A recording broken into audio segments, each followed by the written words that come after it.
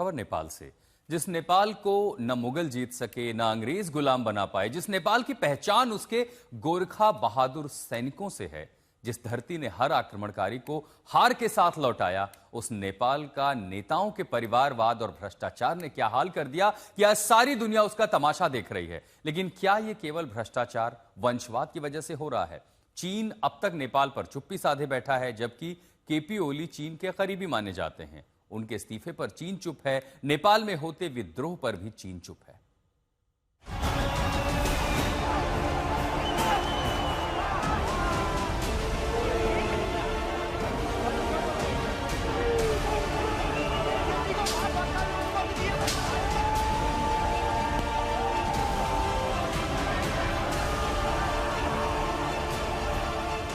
पिछले साल चौथी बार नेपाल का प्रधानमंत्री बनने के तुरंत बाद केपी शर्मा ओली परंपरा तोड़ते हुए भारत की जगह चीन चले गए।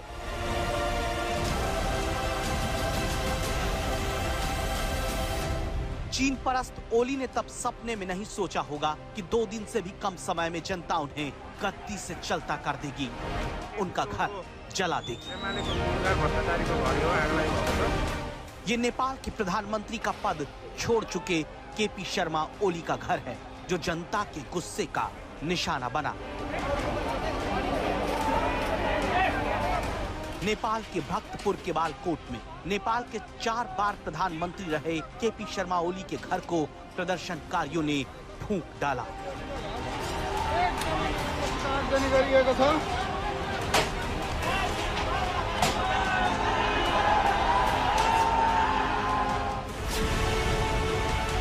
खबरदार करता सवाल यह है कि चीन के एजेंट बन चुके केपी शर्मा ओली का अब क्या होगा? जनता की नजरों से गिर चुके प्रधानमंत्री केपी शर्मा ओली को क्या चीन बचाएगा? क्योंकि जनता उन्हें माफ करने को तैयार नहीं है। नेपाल का आम आदमी निराश हो चुका है। उसने अपना फैसला सुना दिया कि वो अपने नेताओं की शक्ल तक नहीं देखना चाहते। इसलिए उन्होंने उस संसद को भी जला दिया जहां कभी केपी शर्मा ओली जैसे नेता हंसी मजाक करते रहे। नेपाल की ये वही संसद है जहां नेता हंसते थे और दावा है बंदरबाट का रास्ता खोजते थे और जनता रोने के लिए मजबूर होती थी। खबरदार करता सवाल है कि जनता से मजाक करने वाले केपी शर्मा ओली क्या अब जान बचाने के लिए विदेश जाएंगे? क्या वो चीन जाएंगे या फिर पाकिस्तान होते हुए दुबई निकलेंगे? और सबसे बड़ा सवाल तब है कि वो जनता से कब तक बच पाएंगे? नेपाल में जनता को सब ने लूटा। जिसे जब मौका मिला उसने अपना घर भरा। नेपाल के लोगों ने संसद में ऐसी बंदरबाट देखी जिसने धीरे धीरे सारे नेताओं को नजरों से गिरा दिया। नेपाल के नेताओं ने लोकतंत्र को ऐसा बदनाम किया कि जनता की नजर में संसद की कोई अहमियत ही नहीं बची। लोकतंत्र के जिस मंदिर को सहेज कर सम्मान के साथ रखा जाना था, उसे ही लोगों ने आग के हवाले कर दिया। संसद को प्रदर्शनकारियों ने लूट लिया।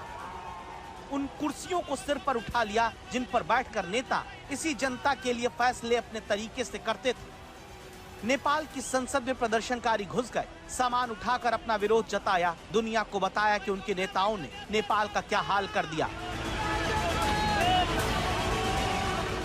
नेपाल की संसद भवन को जलाने का ये वीडियो दुनिया भर के नेताओं को खबरदार करता है जो जनता की वोट का सौदा करते हैं। नेपाल में संसद जलाकर प्रदर्शनकारियों ने जश्न मनाया, सेल्फी ली। जीत के जश्न में जेन जी नाचते दिखे। नेपाल में ये सब इसलिए हुआ क्योंकि लोकतंत्र के नाम पर कुछ मुट्ठी भर लोगों ने सत्ता पर कब्जा कर लिया, जो बारी बारी से लूटमार करते रहे, लेकिन जनता ने उन्हें ही लात मारकर सिंहासन तोड़ दिया। संसद की दीवार पर लिखे इन शब्दों को देखिए, जिसमें केपी शर्मा ओली को चोर कहा गया है। जेन जी की सरकार आने की घोषणा है। केपी ओली को चेतावनी दी गई कि तुमने नौजवानों से गलत पंगा ले लिया।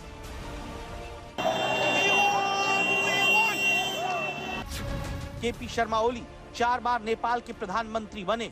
उनका नाम जमीन घोटाले में सामने आया।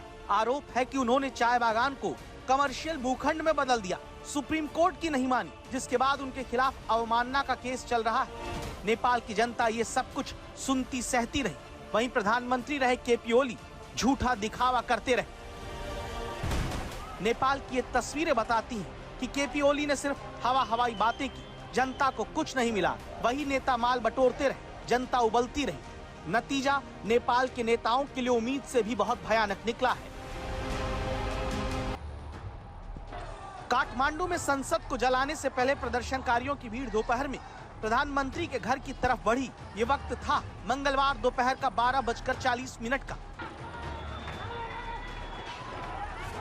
लोग जैसे ही केपी शर्मा ओली के घर पहुंचे, प्रदर्शनकारियों ने नेपाल की कमान 4 बार संभालने वाले और भ्रष्टाचार के आरोपी प्रधानमंत्री के घर को जलाकर राख कर दिया। सोचिए, जिस नेपाल को न मुगल जीत सके और न ही अंग्रेज गुलाम बना पाए, उस नेपाल को वहीं के नेताओं ने तबाह कर दिया। जिस देश को कोई गुलाम नहीं बना पाया, उसे लोकतंत्र के नाम पर नेताओं ने चीन के भरोसे छोड़ दिया। वहां के लोगों की जिंदगी को दावा है कि नर्क बना दिया। नेपाल के गोरखा सैनिकों की बहादुरी सारी दुनिया में मशहूर है। नेपाल के लोग हमेशा से योद्धा रहे हैं, लेकिन नेताओं के परिवारवाद और भ्रष्टाचार ने नेपाल की गत गुलाम देश जैसी करके रख दी, जिसके खिलाफ दशकों से उबल रहा गुस्सा फूट पड़ा। और सवाल ये कि क्या इस विद्रोह से विकास का नया सूरज नेपाल में उगेगा?